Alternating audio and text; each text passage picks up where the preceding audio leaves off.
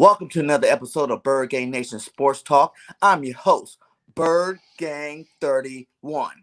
And today we got another special guest, my boy from 4th and Jawn, Mr. Evan. Hollywood Hearn. Got it. Nailed it, bro. How you doing, man? Yeah, I wasn't sure if I was going to do it, but I did it. You did it. You went full send, and you accomplished your goal, man. How you doing today, my guy? I'm doing great, man. I'm doing great. Been working from home this whole past week. I get to soak up some more Eagles news every single day. I've been paying attention to all the beat reporters, what they've been saying about the practices. Dude, we have our first NFL preseason game tonight. Yes, the Cowboys play the Steelers, so I'm going to be watching that for sure. It's going to be on in the background. But yeah, man, I'm excited to be here. Thank you for inviting me. No problem, man. Hoping the Cowgirls lose. Absolutely. Don't wish no, bad juju on nobody, but Dak and you guys. Yeah. Let's start off on the wrong foot.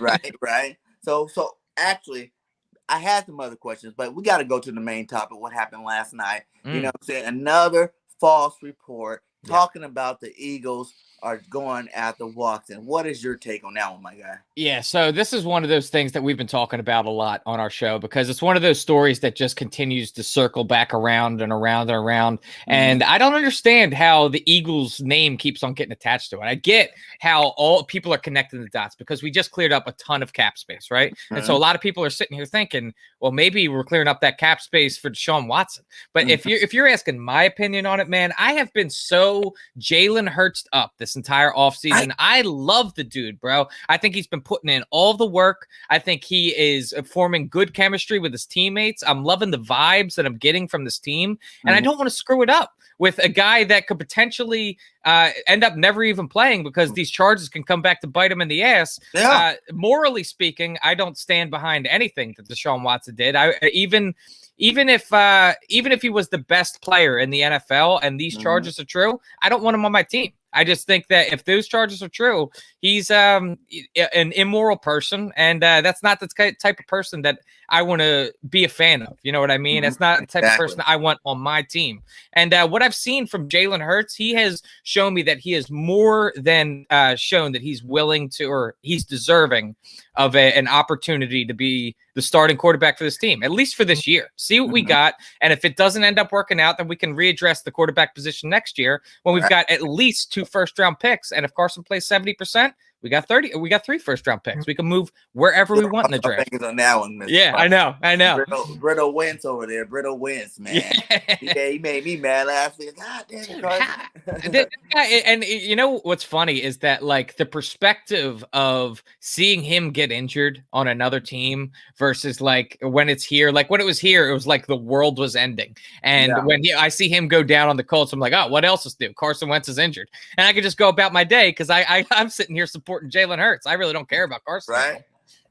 But when it affects us, man. But like I said, the best case scenario is, even if he doesn't play the 70%, if he doesn't, as long as they suck, then going to be a high second round pick, which is like a late first in case he was going to be good. Because I was going into it thinking Carson might be good again.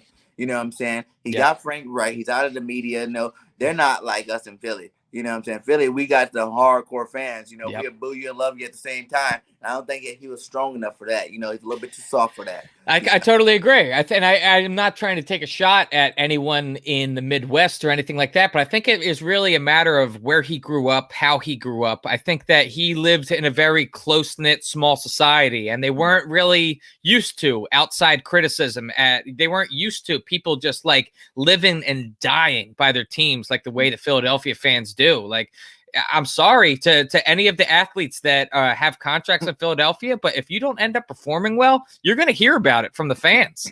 That's just what comes with the territory. And if that's too much for you to handle, then you got to go to a smaller market like Indianapolis, where people just don't really care about what's going on. You know what I mean? And that's why I think Hurts is so awesome, because he came from Alabama, baby. Yep. That's like being in the pros when you're under Saban, man. So Saban's the demon. You know what I'm saying? That's as close to the pros as you get right there. Yeah. And he's already had all the pressure thrown on him there, and he's handling it like a gentleman and like a man. You know what I'm saying? And like you said, he is doing everything possible to be great this year. And that's all we can ever do from our quarterback. He's looking buff, bro. He's looking nice and cut. And you never seen Carson do all this stuff. I think the last time we seen Carson taking his receivers out was when everybody was talking smack about Carson. And Yep. then all of a sudden he did it just to prove a point. And even those videos didn't look like he was really serious about it. He's just like, oh, you know, walking around talking. This boy's got all the receivers out there, busting routes. You know, he came here back to Alabama here with Devontae Smith and had a camp here at Hoover High School, and they after the camp they're out there working together, working on routes, working everything, giving everybody a show at the end there too. It's like that this guy's done everything he needed, and it'll be such a slap in the face and disrespectful if they win out. I think we would really be ruining our chance to have a good season, you know, because that would definitely divide the locker room, and we just got over a divided locker room, so why would you want to bring that drama to our locker room again? You know what I'm saying? Like, everybody's happy right now. Right. Everybody's peaceful, trying to make the big plays, make the practices great, and do everything they need to do to have a winning season. So why would you want to even throw them in like that and mess up the chemistry?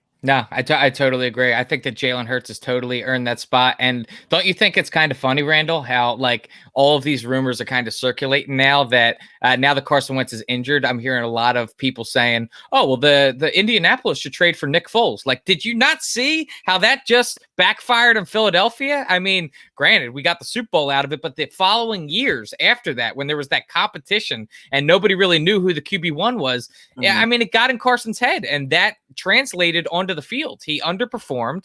And just another thing I want to say based off what you were just saying, you're saying how Jalen Hurts is going out there and he's forming this chemistry with his wide receivers. He's already got a little bit of chemistry in playing college ball with Devontae Smith. But that is one thing that we talked about at Fourth and Jawn, is that last year there was a lot of reports towards the end of the year that Carson Wentz was very standoffish against a lot of his wide receivers. There would be some guys on the team that were saying that Carson was the type of guy that you'd pass him in the hallway and he wouldn't even acknowledge you. And if you're doing that to your own wide receivers, like, you don't have a good chemistry with them. So when I'm looking at what Jalen Hurts is doing, he's staying after practices to get in extra reps with these guys. They're hanging out. He's going to the Bro Barn and hanging out with Lane Johnson and the offensive linemen. Like, Jalen Hurts is doing everything he can to build relationships, where I feel like Carson Wentz, that wasn't really his focus. I feel like he was focused on other things that was secondary to football. So I think Jalen Hurts is a football purist. I think that he eats, lives, and dies by football. And that's exactly the type of guy I want to be the commander of my team. Yeah, just a leader. Yeah, you know, exactly. Born leader. Exactly. Yeah, he doesn't lose games. You know what I'm saying? Like, everybody's like, well, Watson might be better. I'm like, Watson ain't won nothing. Yeah. What Watson really won? Exactly. What makes him so much better than Hurts? To me, the quarterback skill level position side of it alone isn't that big of an upgrade, if it is, because I'm more of a Hurts fan than a Watson fan. You know what I'm saying? Not even just off what I've seen. And I remember when Hurts was at Alabama early, and yes, he did need to work on his passing, but that was years ago. And he's definitely worked on it since then. He can throw dimes. You know what I'm saying? If you didn't see enough in that 4-game sample size to know that this guy can do it, then what are you, you might obviously haven't been playing football, or you don't know that much about football, because you're like, oh, he doesn't have accuracy. Have you seen the touch passes, the sideline passes he had, the end zone passes he had, the darts over the middle? You know, I made a video about it. It's like he does every pass. You know, he's had every pass in this book. You know what I'm saying? Like, yes, he's inconsistent sometimes, but he was a rookie with no. He's a rookie. You know, no offseason, no preseason, no training camp. Yeah. No first team reps to that Saints game. You know what I'm saying? So of course you're gonna see some, and minor flaws in there. But go ahead. I was gonna say let's also be real about what Deshaun Watson is. I mean, Deshaun Watson has he won an MVP? No. Okay. I also remember a playoff game just a couple years ago versus the Bills, where Deshaun Watson had a huge lead in that game and they ended up blowing it.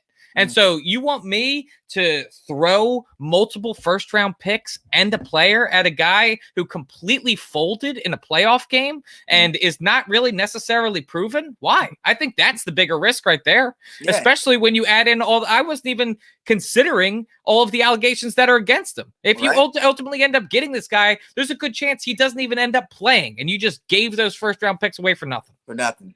For nothing. Even if he were able to play next year, this whole season's washed. You done gave away some first round picks, probably even gave away Hurts, and if he goes back to his hometown, Texas, he's really gonna ball. You're gonna be like, oh, you guys want to pull Alabama? Then I'll show you what I did to Alabama when they traded me. I was football, playoffs. Not Alabama that year. You let me go. So, Exactly. I don't want to see none of that karma come back against our team. Like, it will suck to be worked this hard this whole off season and summer, talking about pumping up the Eagles, getting everybody pumped about it, getting us excited about the season. And we're about to go back and win 12 games this year at least, and Yes, then sir. round and having a season like last year. I know. And that's one thing that I at least feel more confident about this year than last, is that last year when we were going into it, don't get me wrong, I was super hyped because like the Wentz collapse hadn't happened yet. The team on paper, it seemed like it was going to be a good team. We really didn't see the full extent of where the injuries were going to be. But then everything just fell apart, from the coaching to the players, all across the board, the front office. Nobody was getting along. And that was the vibes that you can feel from that, and the awkwardness that was in the room, the tension in the air. You could feel that early in the season.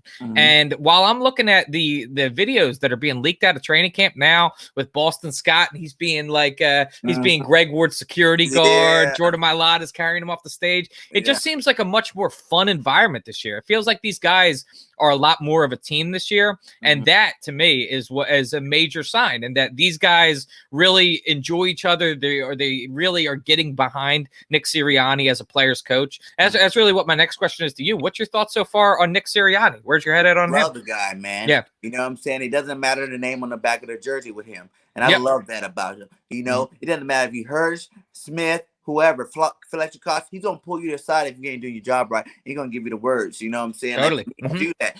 Some coaches, I think, especially with Dougie P, he got too passive. He knew he had all these old veterans that were all spoiled. And you know what I'm saying? He's letting them not practice. He's wondering why all these injuries are coming. These guys aren't even on the field playing. They're playing patty cake on the sidelines. And all the time to the game. You know what I'm saying? Like, you got to keep these guys coaching. You got to show no fear when it comes to them. No one's better or higher than the team. You know what I'm saying? I think his energy he's bringing in and what he's doing is showing you that he is here to stay. And I really feel good about the whole coaching staff in whole. Like his offensive scheme, I'm just thinking in my head, man, this guy can literally, with the talent we have on offense, dream up some formations. And I had Chris Franklin on. He was like, he didn't want to give away things, because he can't. But he's like, man, they're doing some stuff he's never seen. That offense is going to come with some new wrinkles that we've never seen from the Eagles. You know what I'm saying? We're going to be running the ball. We're not setting up the pass with the pass anymore like Dougie P likes to do. We're setting up the pass with the running game. We got awesome backs back there, that want to prove themselves and want to show that they are still top flight backs. You know what I'm saying? Miles Sanders is going to have a breakout year. The year that I thought he was supposed to have last year, that Dougie P held back from him. Because even all the stuff you looked at Miles Sanders, he could have still had an awesome year last year if he would have just got the ball. Absolutely. I think that Miles Sanders really did end up getting shafted last year, and the rest of the Eagles team as well. How many games were there where he would be absolutely just blowing the doors off the other team, just running down their throats, and then he gets like 3, 4, 5, 6 touches in the entire second half. And you're sitting there scratching your head like, what happened to the run game? You completely went away from the run game. It doesn't make any sense. Yeah. But Nick Sirianni is that type of coach where he believes in a strong run game. And honestly, dude, we've got a full stable of running backs that I'm feeling really confident about. Not just Miles Sanders, obviously. We got, Kenny Gainwell, who we just drafted. But surprisingly, Jordan Howard and Kerryon Johnson are both showing that they've got some, left in the tank. So I feel like that we're going to be really deep at running back this year. I think it's very possible we might end up carrying 5 on the roster. Oh, yeah. I can see that happening too. Man, those guys look good, man. They're really good. They're really fast. They're sharp. Even like I was even thinking like sleeper like Holyfield, man. He looks real big and strong out there. He hasn't really been used the last couple of years. Maybe this is his chance to get back there and do some things, Yeah. Like, I think these guys, it's going to be hard to cut. And whoever does get cut, definitely is going to not make the waiver wire. Jason Huntley's been has been balling out as well, man. Like, just across the board. Like, all of these guys that you were kind of writing off as bubble guys, they are all, like, making their name known right now, which is awesome to see. Good competition is a great problem to have. Yeah, even at the receiver position. Yep. You know what I'm saying? Like Quez Watkins. I've been preaching Quez Watkins all off season.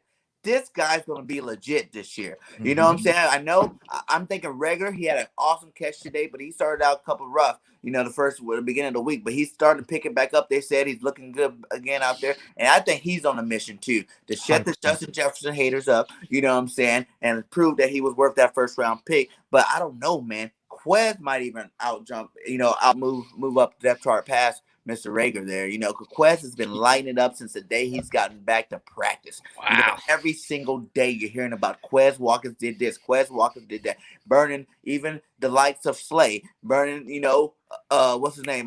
Nelson. Well, Nelson's been getting burned a lot lately, which is another concern. Like, I was a big on Howard guy, and I was even thinking, saving Howard would have been awesome. Saving that money to make the trade with the Dolphins to still get Howard. Because me and JC talked about this back, and we're like, well, JC said it. He was like, what if we go ahead and get Mr. Nelson, put him in a slot, and then go grab Howard? I mean, if that were to end up happening, awesome. Randall, we are talking about an elite defense. If that ends up happening, like, I already have our team right now, our defense being a ton better than they were last year. If you're just going position by position, safety, we got better. Cornerback, we got better. Linebacker, we got better. Defensive line, we got better. We got better across the board on defense. I really think that we have potential to be like a top 5 defense this year. Yeah. If you're fucking around and talking about grabbing Xavier Howard, a guy who got 10 picks last year, bruh. Yeah, we're talking about a team that is like the next legit defense in the NFL. Yeah. And if the money was being moved for that kind of move, dude, I'm going to be over the moon if something like that were to happen. And now get us back to what we used to be. Our defense had secondary, and we are one piece away from having a complete secondary back in the back end. You know what I'm saying? Yep. I have full faith in Anthony Harris. I have faith in Slay. I have faith in McLeod, and maybe even Kayvon. He's been doing good, I heard, in practice. So go ahead and Kayvon, do your job. Nelson, I always see him as a slot receiver. Slot corner more than because his height, his size, Yeah. And even I was even saying 12-5 before we even had Nelson, because I have faith in McPherson. I heard the last 3 days in camp, he's been lighting it up, man. He's been balling.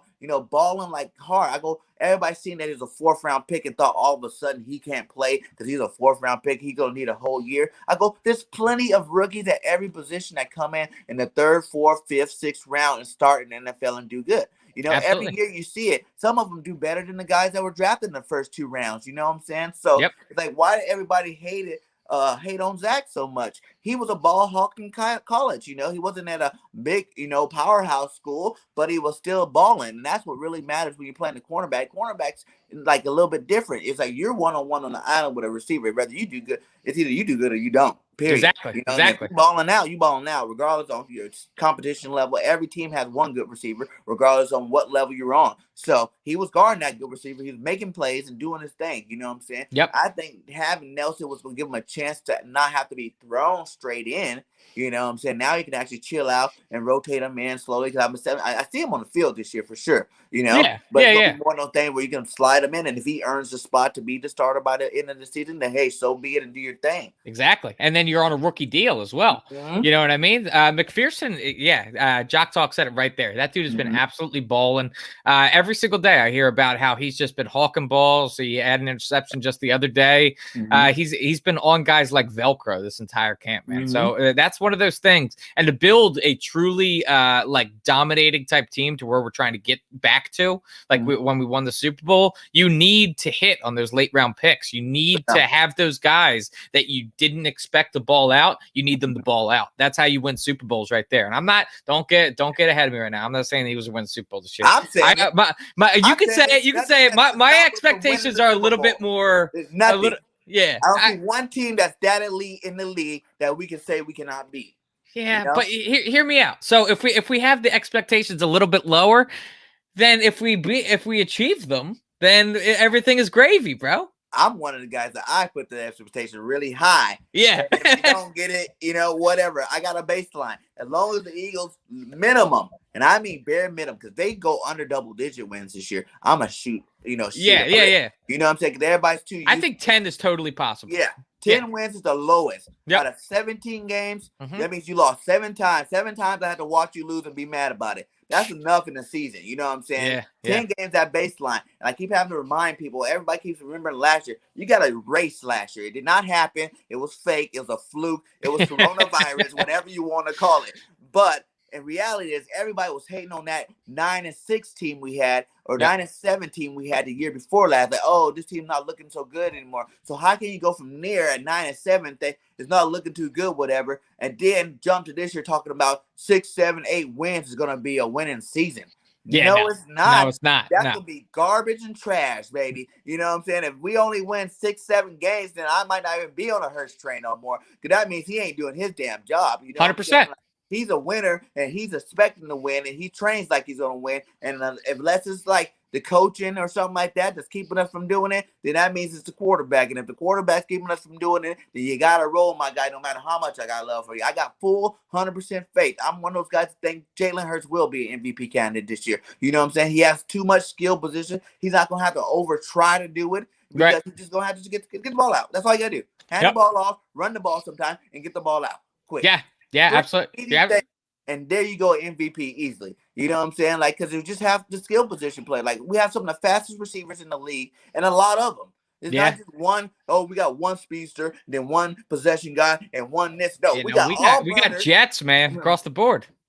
Yeah, we got all burners, and they all can catch, and they all can do their thing and be stars. So why not? You know, Devontae Smith's going to be leading the way for sure. But then after him, like I said, Quez is balling out of his mind. I think by the time the season comes, Rager's going to be balling out of his mind. You know, we already know the Slim Reaper already here, and he already done. You know, to me, have you forgotten about our man Travis Fulgham? Fulgham, I haven't forgot about him, but I think the time, like, always, you know how the Eagles always set up. You know, one speed receiver, one possession receiver, and one big body receiver. That was the old scheme, I think, of the receivers had to be. And I'm saying with our talent, that might not be the case this year. You know, because Quez is big too. He's not that small. He's tall. He's big too. So he can be that big body receiver you're talking about. You know what I'm saying? And I'm not saying I don't want to play Fulgham, because there are areas that Fulgham will thrive in. The red zone, that's what you're talking about. Anything 35 in, you know, that's when you're talking Fulgham time. But when we're in the other 30, opposite 30, then you're going to see these other guys do their damn job and get in there and handle business. You know what I'm saying? Sure. That's why even if Zach Ertz stays, that's perfect red zone target. You have lineup when you have Zach Ertz, Goddard. You know, hell, if Tyree Jackson makes the team, put all three of them out, 3 tight end sets. Hell yeah. With Fulgham on the outside. Who are you going to guard? You know exactly. Yeah, you got plenty of options right there. Just throw the ball up.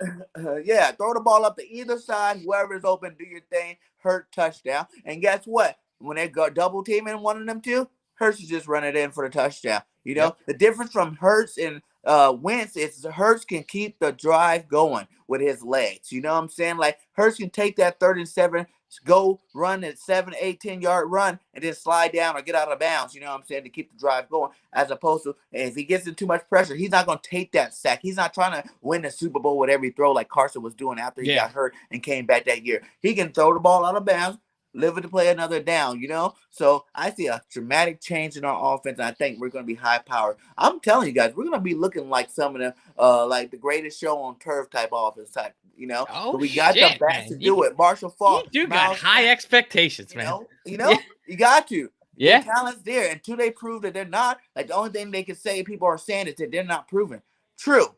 But some of them are proven enough to know that they can do the damn job. You know what I'm saying? Like, they've done the job in games enough times for you to be like, okay, I can see it happening consistently. All they have to do is do it consistently. So until then, a lot of people like to be on the fence. I'm not that guy. I think you do it. Now do your damn job and do it every game. Absolutely. So what is your thoughts on, like, there's been some reports that have been coming out that Jalen Hurts has been holding on to the ball too long in camp. He's had a couple good days, a couple bad days. Do you fear, because like that was one of those things that when I heard he was holding on to the ball too long, my mind went straight to Carson Wentz last year. I was like, that's exactly what Carson was doing. And so, like, does that kind of temper your expectations a little bit? Just not like, at all, man. This is a brand new offense. Everybody's learning a brand new offense. It's true. Everybody's learning a brand new defense. Okay, there are going to be some times. This is the time to do it. Just like with injuries. Everybody's worried about Smith. This is the time for him to have a twisted knee, a little something that he's doing. Because this is that time where you have the time to heal. You're not losing no games. Do all that stuff now. Get your mess ups. Get it out of the way. Throw your interceptions now. You know what I'm saying? Try testing people now. You know what I'm saying?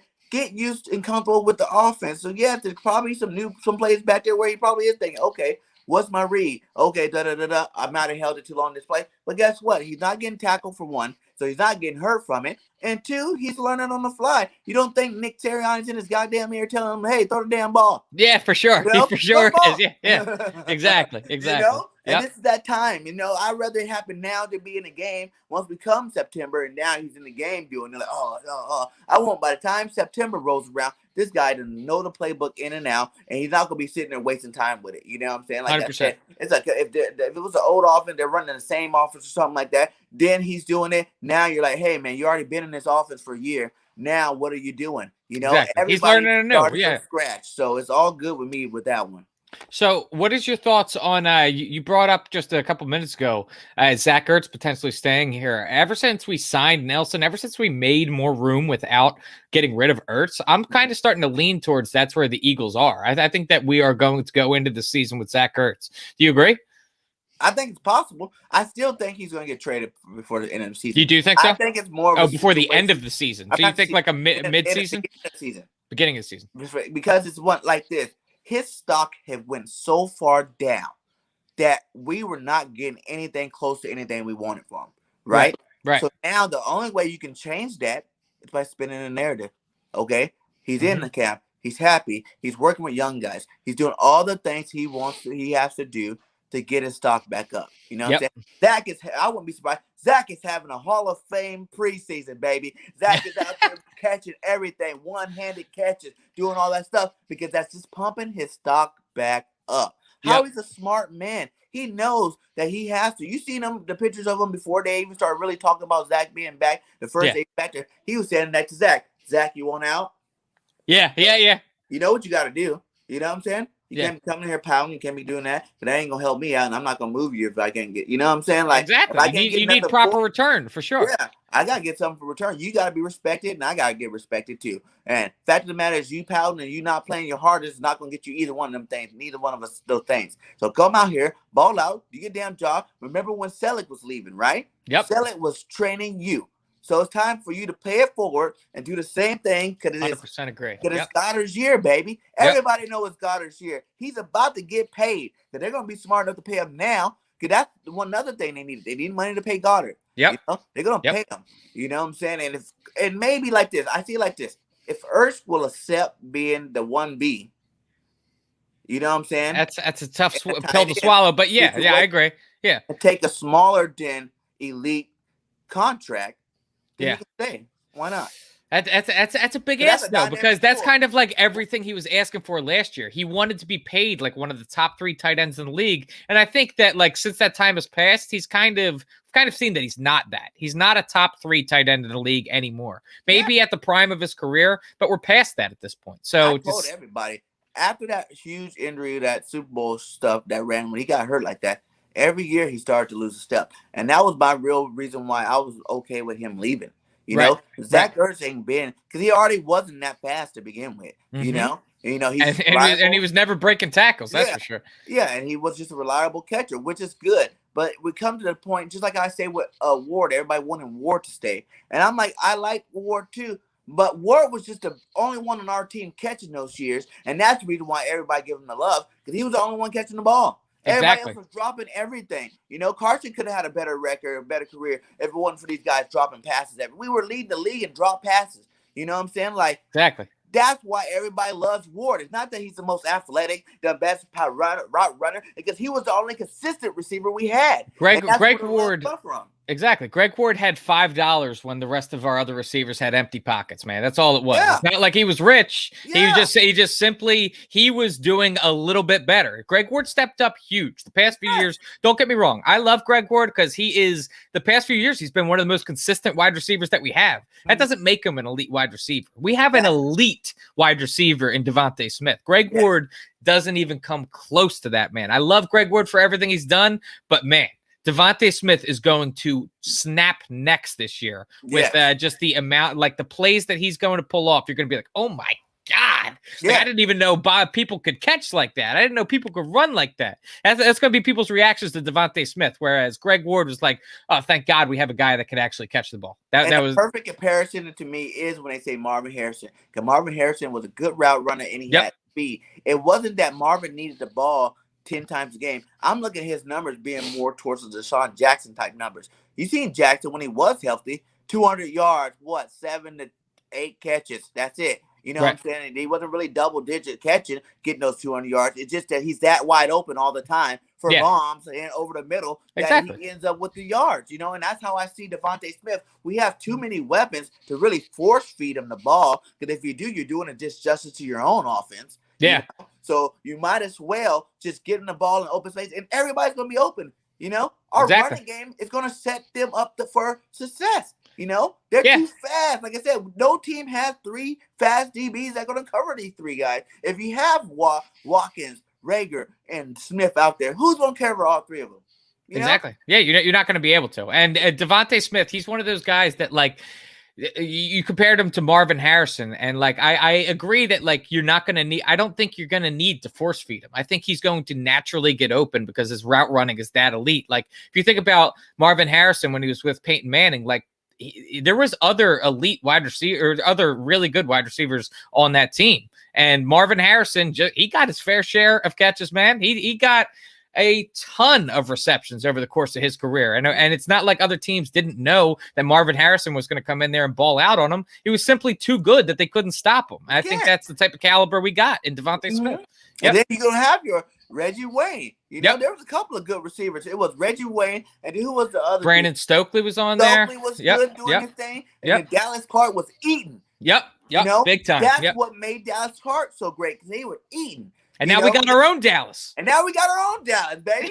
You know? Exactly. It's like kind of the same thing, the same setup. And then the only difference is you have slow Peyton Manning, which I believe is one of the best quarterbacks of all time. Easily. You know, if you want to say Montana, I'll give you that argument. I don't give you Brady over Peyton, just because Brady changed the game before Brady was.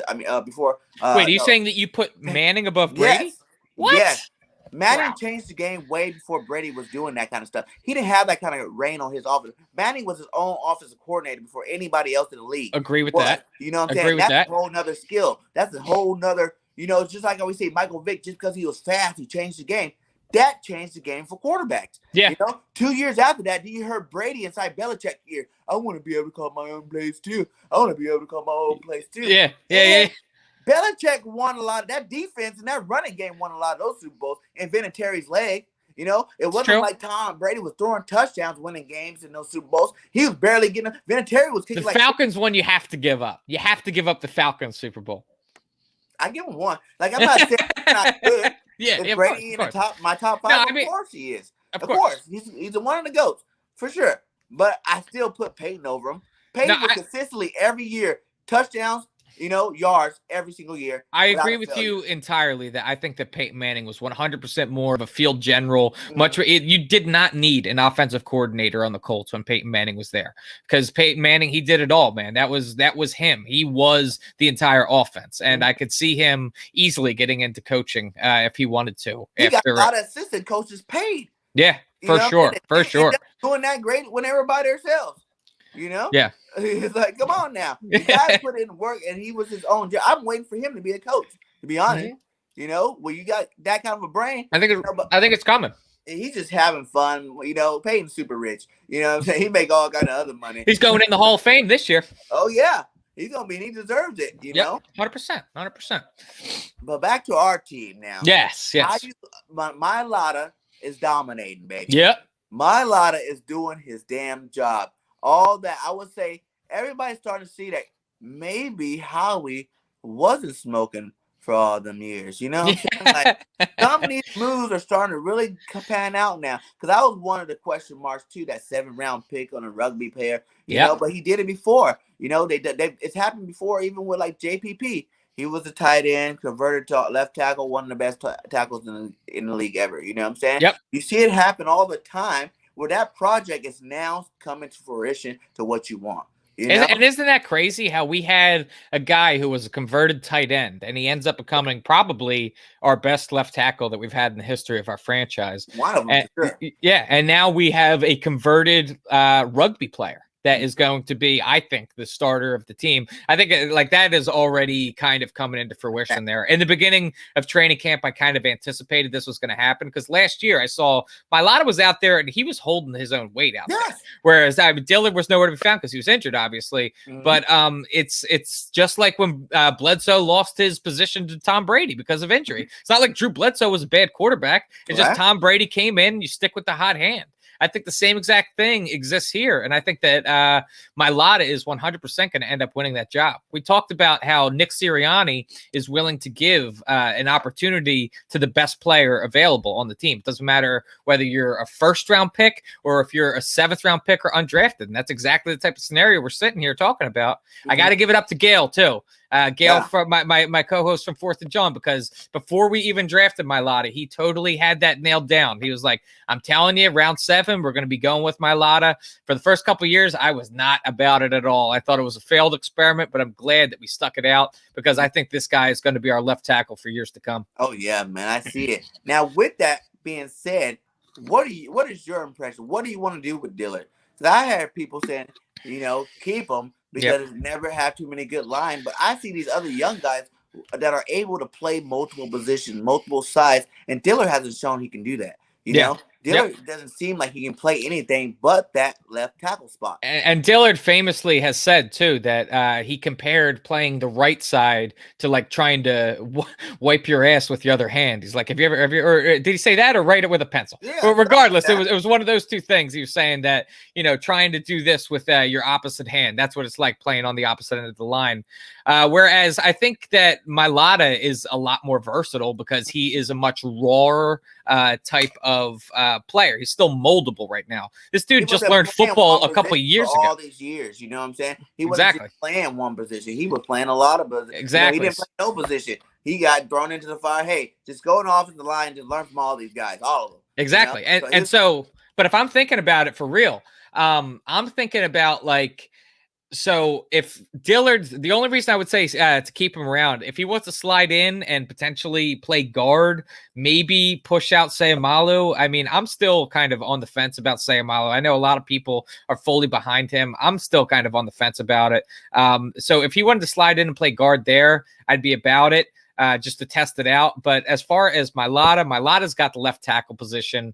But I'm thinking about right now how, and granted, Andre Dillard is not Laramie Tunsil. But do you remember that Laramie Tunsil trade a couple of years ago? It involved, was it 2 or 3 first-round picks? And I'm just thinking about that. And if we could get a solid return from Dillard, because there's a team out there that an injury happens and they're desperate for a left tackle to start the season, pull the trigger, because I'm all about building assets if we can, because I don't think Dillard is necessarily an essential part to this team. I think he's good depth to have, but I don't consider him an essential part to this team. So if you can get a first round and more in return for Dillard, pull the trigger. Or even if you just got straight up second. Yeah. Straight up. I think he's still worth that. He is still young. You can still coach him a different way. Maybe a better system or scheme he might play better in. You know what I'm saying? But exactly. And he's another one. Maybe he was just too soft for Philly. Yeah, exactly. That's one thing that you gotta look at. Mental football is 90% mental, 10% physical. And that's Carson's downfall. That was a lot of people's downfall. The mental side of it is where you start losing your game. And if you remember last year, just speaking on the softness, I'm not trying to paint any sort of picture about Andre Dillard, but I do remember a story. It was either last year or the previous year where Josh Sweat was absolutely wrecking him in training camp. And Andre Dillard started crying to the other coaches. And there's pictures of it and everything. Andre's sitting there on the sideline crying about how Josh Sweat was beating him up. Like, if that doesn't kind of tell you what kind of softness, what kind of Charmin soft we're talking about right here, right? I mean, that's not Philly tough, man. I'm sorry. And he's doing it this year too again. Yeah, exactly. Yeah, he's getting worked by Sweat. Yeah. Yep. Sweat is dominating. Now he's starting to get to the point where it's like, is Sweat really that dominating, or is the fact that he's going against Dillard all the time. Nah, Josh Sweat breakout year I is know, coming, baby. It's I'm coming. on Sweat's team. Yep. You know, I definitely want him to start over Barnett there. You know, Barnett's had his chance. You know, not saying he's a bust. I'm not even going that far and saying he's a bust because he did some good things for us that Super Bowl year. And, you know, every now and then he has some splash plays. But to be the first round pick, hyped up the way you were, Mr. Next Reggie White, and to play the way you're playing, no.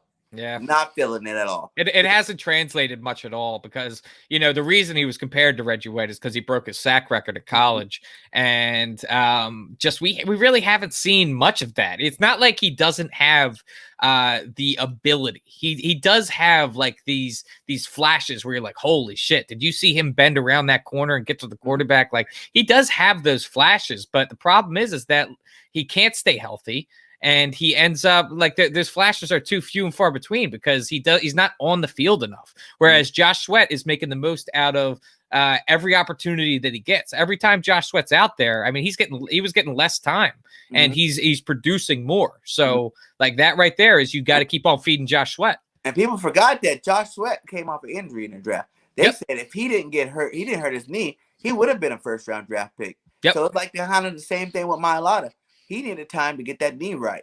And like he said, his knee is right now. You started to see it last year, and even this year, you started to see more of it. Because now he's he's getting that confidence back, the mental side of it back. He's finally over that mental hurdle where it's like, oh, I'm not hurt anymore. My knee doesn't bother me anymore. Now I can dominate. You know what I'm saying? And and that guy's going to get some double-digit sacks this year. I see it happening with Big Josh Sweat. Yeah, dude, and just you saying that, I don't know why, but it just kind of brought me back to how far we've come as far as where our quarterbacks have been on this team. Because I'm thinking all the way back to the Sam Bradford era, and I'm thinking about how we as a city were asking when the Pope came here to Philadelphia, we're like, "Yo, could you bless Sam Bradford's knees, bro?" and then that turned into Carson Wentz and his continual injuries, and like. There seems to be, it's almost like we're cursed, man, where these quarterbacks they get injured and they just can't stay healthy. And I am so happy to be moving forward with a guy who really doesn't have too bad of an injury history in Jalen Hurts. And on top of that, doesn't have 23 or so allegations against him. We got nothing to worry about with Jalen Hurts as of right now. Until something happens health-wise or so, in that regard, Jalen Hurts is everything that we want him to be. And we got a coach that's coaching them like they're all rookies. Exactly. You know? Exactly. Dougie People's baby and these guys. That's why they were getting hurt, man. I'm telling you. That's exactly why. This is the time to get them hurt. If you're out there busting your ass hard, you're going to pull something. Pull it now. That means you're working hard. You know, you were coming out that. Devontae Smith, he was coming out that break so hard, he twisted his knee. You know what I'm saying?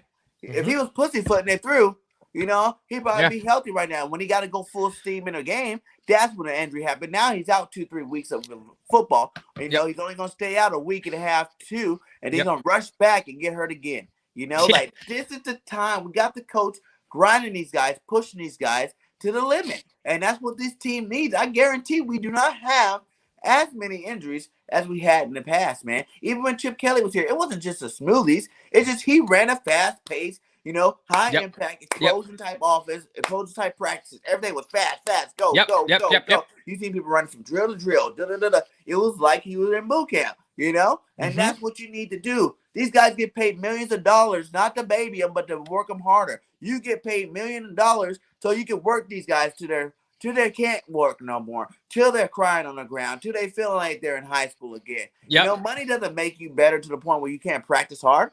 You know, and I think Sirianni understands that, and he's getting these guys to work. Yep, exactly. You're absolutely right. Practice doesn't make perfect. Perfect practice makes perfect. That's exactly what you need to do. I was saying that too. In the red zone, you know, if you want to get anybody the ball, give it to Mailata. He play rugby. He can hold that ball. He's the Fridge 2.0, man. Yeah. Right? And behind Brooks and Kelsey, Mailata pushing in for the touchdown. Yeah. Woo! That's gonna be a lot of easy. You throw a defensive tackle in as a fullback and then hand it off to Mailata. Woo! Woo! You got me thinking. Put the rookie in. Put Williams in to be fullback, and then let Miles Just out let him run behind him. Yeah. all that beat going straight forward. You're not stopping it, bro. You're not stopping it. No one's stopping that because No. you already got Brooks making a whole period. Yep, No one's exactly. stopping Brooks from making his whole.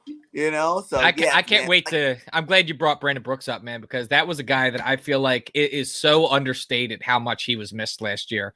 Brandon Brooks, I saw a stat of his the other day, and I don't want to say it wrong, but I want to say that over the course of his entire career, he has let up. It was like between 1 and 3 sacks over his decade-long career. He's let 1 to 3 guys get by, and that is absolutely insane to me, man. Like, to think about how Carson Wentz and then Jalen Hurts, that like these were the most sacked quarterbacks in like the history of the NFL. And what's the missing piece right there? It's a guy that doesn't let people through, in Brandon Brooks. And so to have him back, and he was in phenomenal shape last year. Oh, yeah. I remember seeing the pictures of him, and that dude was shredded beyond belief. We're talking about an offensive lineman, a guy that's over 300 pounds, and he's got shredded 6-pack. He was just ripped, man. And I feel like his presence was 100% missed. Yeah, Gail. He don't want some touchdown bones in that. But I don't think he's worried about that because he's about to get paid too.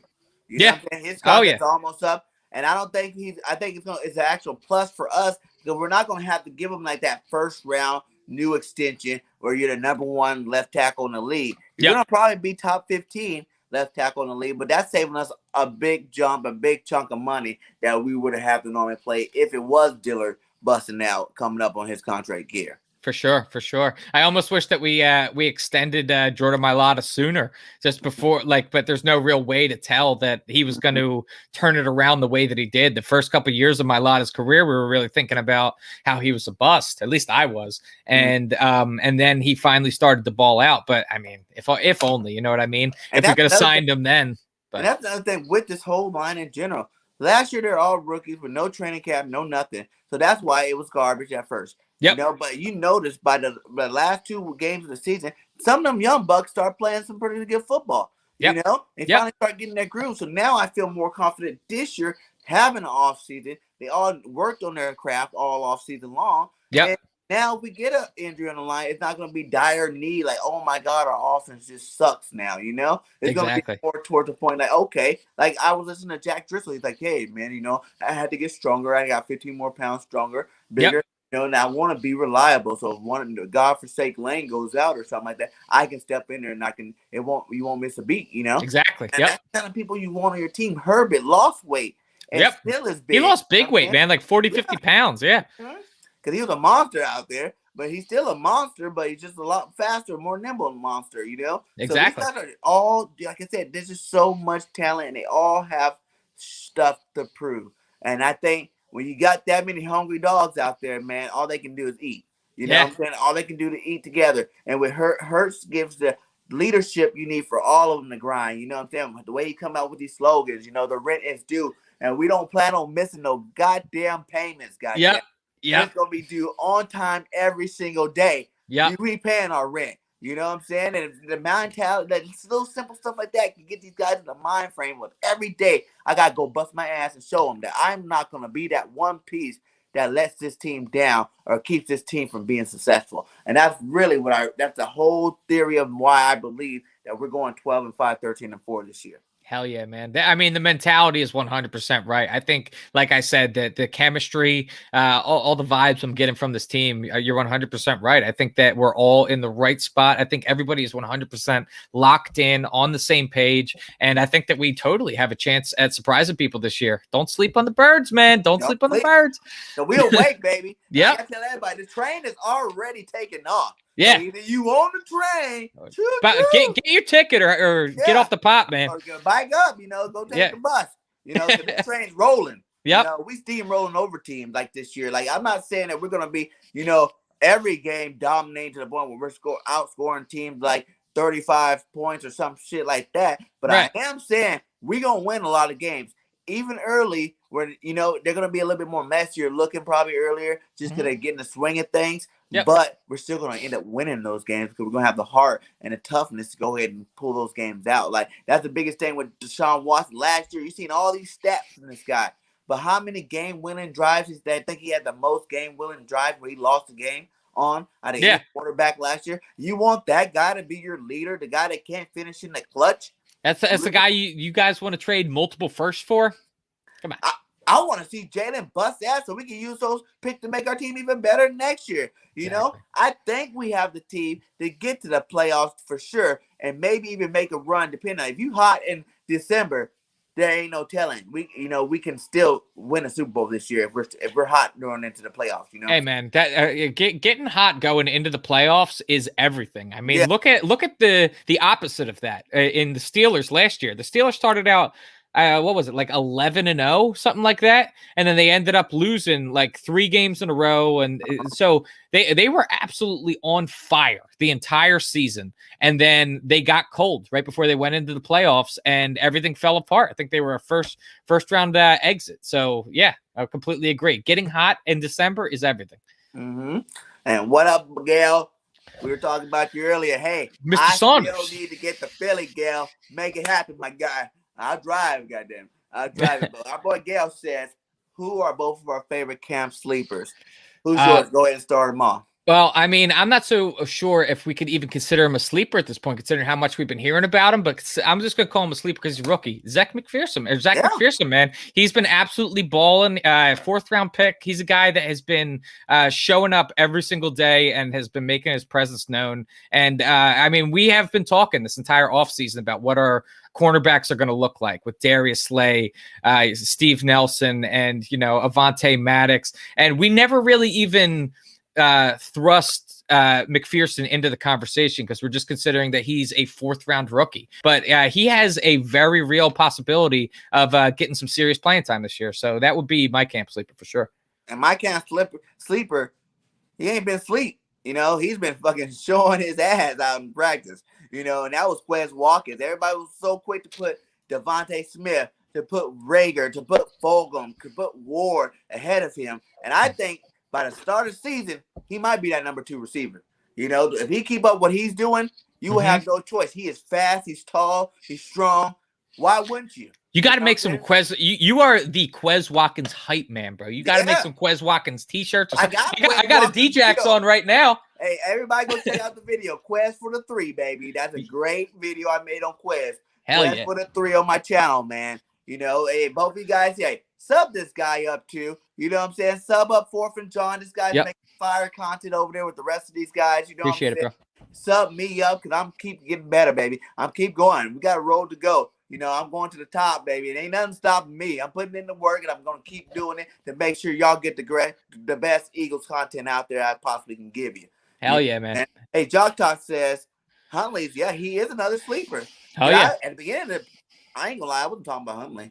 But I mean, if you are considering just his return ability, and I know that Devontae Smith, Rager, they both have experience in returning in college as well. But if I'm thinking about those guys as my more elite wide receivers. I don't really want to risk them in injury, and I'm not saying I want to get Huntley injured, but there's some high risk plays that are involved in punt returns, kick returns. These guys are flying down the field at full speed, like 22 miles an hour, and just cracking right into your helmet. That's how we watched Darren Sproles absolutely get cracked a couple of years ago, and that kind of led towards the end of his career.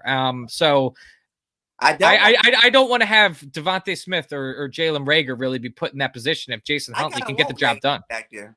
What? I kind of want Rager to be back there, to be honest. I don't want Smith back there at all. Yeah, I don't. That's what I'm saying. I don't want Smith back there. But Rager, considering the way these other guys, especially if Quez does pull off the 2nd receiver spot, that means you got Rager as your 3rd receiver.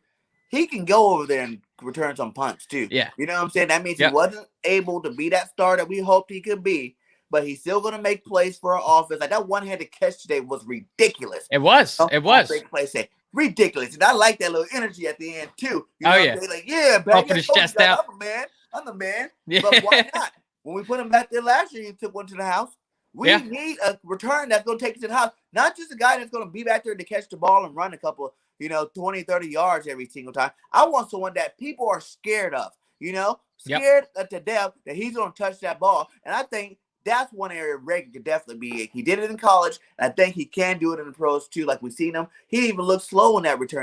So he went to the touchdown on. And I I think know. this Yeah. year he looks faster, and hopefully, he is faster, and that might be a good one. That's one of my guys, and I really wanted to see Killins. Killins too is another guy that I Yeah. was hoping to see because I ain't seen him in the receiver videos. I ain't seen him in Yeah. running back videos. I think the running back room is just too packed right now to even fit Killins in. I mean, we're talking about it's going deep right now. You got Booby, Kenny Gainwell, you got Jordan Howard, you got Kerryon Johnson. It's just like Boston Scott I forgot about too. So you got 5 guys that I think legit could make the team. I'm not even considering Huntley or Killins on that list right now. You know what I mean? Those 5 guys. Yeah. Mm-hmm. And Mullins threw that ball. That's another thing I wanted to ask you. Do you think Mullins can step it up and beat Flacco out for that number 2 spot? 100%. That was right when we signed Mullins. That was actually one of my predictions on 4th and Jawn. I said that there's no way that Joe Flacco at his age, at this point in his career, is going to end up beating out Nick Mullins for that QB2 position. I mean, Flacco, don't get me wrong, guy obviously won a Super Bowl, was a Super Bowl MVP, but that was like a decade ago now at this point. And like last year, I watched him get sacked for like a 28-yard sack. Whereas Nick Mullins, he didn't have the best year, but he stepped in and he had a few good games. And so I didn't really see Joe Flacco. I can't tell you the last time Joe Flacco had a few good games. Right. So just based off of that, Nick Mullins is going to be my QB2. Oh yeah, I'm on that boat too. I don't care about the $3 million we gave you, Flacco. You're gonna be holding the clipboard, exactly. Quarterback, baby, big time. What do you think Fulgham will be on the depth chart? Like I said before, I'm looking at Fulgham, and if Quez keeps doing what he's doing, I see him at number 4. Yeah. You're gonna have to put Rager in 3 because Cowie's not gonna let the guy slide that far down the depth chart. Yeah. He is the number 1 draft pick. You already know Devontae Smith is definitely playing for show because he's just he's gonna be ripping up the league. So I see him at 4. But I really think after 1 and 2, all those guys are getting PT. All of them. Yeah, I think that it's going to be a healthy rotation once you get beyond Rager and Devontae Smith. Yeah. But yeah, I mean, I know that Quez Watkins is your guy, so I'm not going to say. I kind of personally, I think that there is a possibility that Travis Fulgham could be higher on the depth chart than Quez, but anything could happen, man. Anything could happen. That means he's balling out more than Quez, and I want the best players to play regardless. 100%. I'm just saying right now, Quez is lighting up. So 100%. Yep. But hey, I know you're busy, but let's go ahead and get your all-time Eagles team in here, baby. This is what we do on the end of all my shows. It always gets very interesting. Okay. And I like it. I always like the new debut players on the list because you always get a lot of the same players, but it's always new spots. Let's see if you can bring out some new spots. And remember, this is your list, not nobody else's in the comments. Not nobody else anywhere else. Whatever you say is your goal. There's no wrong answers because they're all Eagle players and we love them all. So, hell yeah. We're starting with quarterbacks. Give me 2. Starter and backup. Go ahead. Okay. I also want you to acknowledge the fact I was born in 1994. I'm a young buck. So I ended up missing out on a big part of Eagles history. But I'm going to make my list off of guys that I watched play. So that's going to disregard Randall Cunningham. Okay. I'm gonna throw. Yeah. I'm gonna actually, as far as electrifying and one of my favorite ones to watch, I'm gonna have Mike Vick as my starter. Ooh, Sicky Vicky. All right. And who's backing up Vick? If I gotta be real, it's gotta be Carson in his prime, man. Carson. I would have Carson. I was kind of leaning Donovan. But if I'm talking about when Carson in like 2017, like if we're talking about that Carson, that's what I want right there. And that's the debut already. Look at you busting it out, baby. Carson's on the list finally, guys. Let's go running backs. Give me 3. All right, I'm gonna go Brian Westbrook. I'm gonna go. I guess I'm gonna have to go Booby. All right, and do Staley. All right, like that. 4 receivers. Let's go. T.O. Easy. T.O. I'm gonna go. Man, you see, we had a real trash wide receiver list while I was growing up. There's no way that Pinks didn't thrash any of those guys make the list. Come on, Freddie Mitchell on the list. Yeah, not happening. Not happening. I guess I'm gonna have to go back in time a little bit with this one. I'll throw what's called Mike Quick up there. Okay. I will throw. I'm gonna go out on a limb and go with a future Hall of Fame Eagle in Devontae Smith. Okay. Okay. And let's see, number 4. Let's go with a guy like I don't know. Let's go. Yeah. I Jeremy or Deshaun. I'm gonna go Deshaun Jackson over Macklin. I'm gonna go Deshaun Jackson. Yeah, leave Jackson out. Yeah, no, I can't leave Jackson out. D Jackson's my man. I'm wearing his shirt. How can I not have Jackson? Oh, 2 tight ends, my guy. 2 tight ends. Gotta go Ertz in his prime, man. Ertz, as much as I talk about wanting him traded, best tight end I've seen, and then I'm gonna go Selleck. All right. Who's starting on that O-line? Gotta be JP. Okay. Brandon Brooks is gonna be on there as well. Okay. Let's go John Runyon. Oh yeah. Big Jason Kelsey. Okay. And Lane Johnson. And Lane Johnson. All right. That's a strong line there. Yeah. Let's go defensive line. Defensive line. Trent Cole. Nice. Yep. I'm gonna go. Oh, that's tough. Fletcher Cox, obviously. Okay. I'm gonna go Jerome Brown and Reggie White. All right. 3 linebackers. 3 linebackers, man. Jeremiah Trotter. Yep.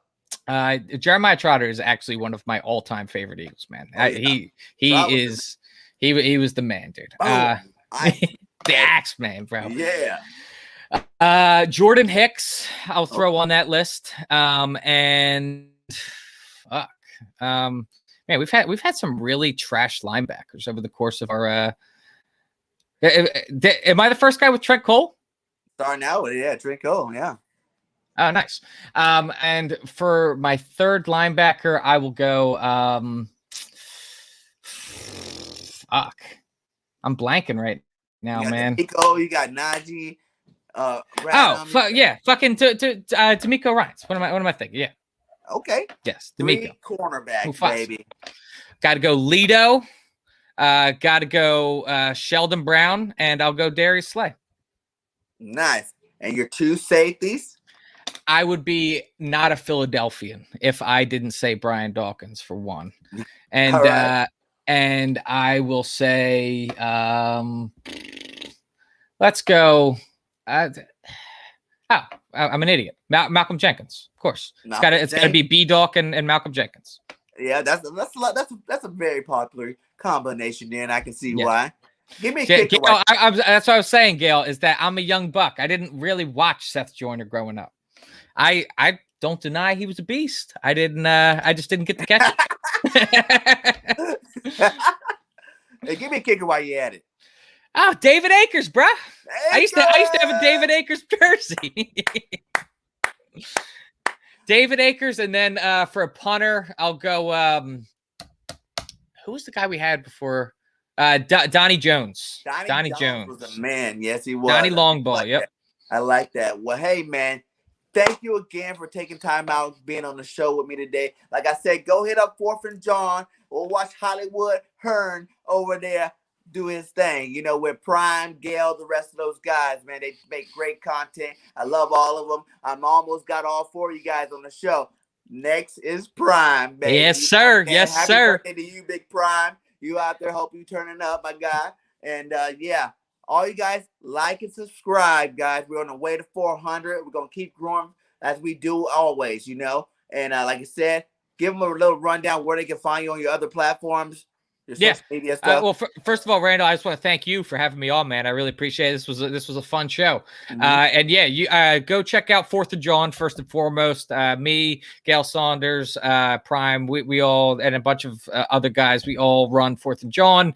Go check it out. It's the same handle on Twitter, Instagram, across the board. We're also trying to get to 1,000 on YouTube, so if you guys can go subscribe on there. But as far as me, I'm Hollywood Hearn, at Hollywood Hearn on Twitter, and just at Evan Hearn everywhere else across the board. So show some love. Show some love to Randall. Get out there. Get out there. It was a great show. You know it.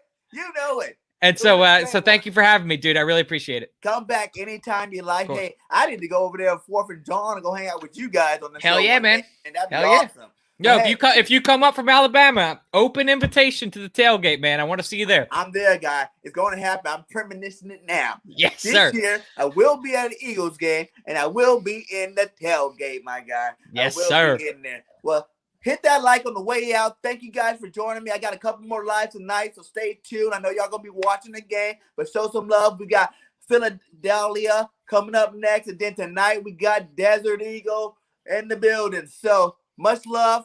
Fly, Eagles, fly. We out. Bird Gang.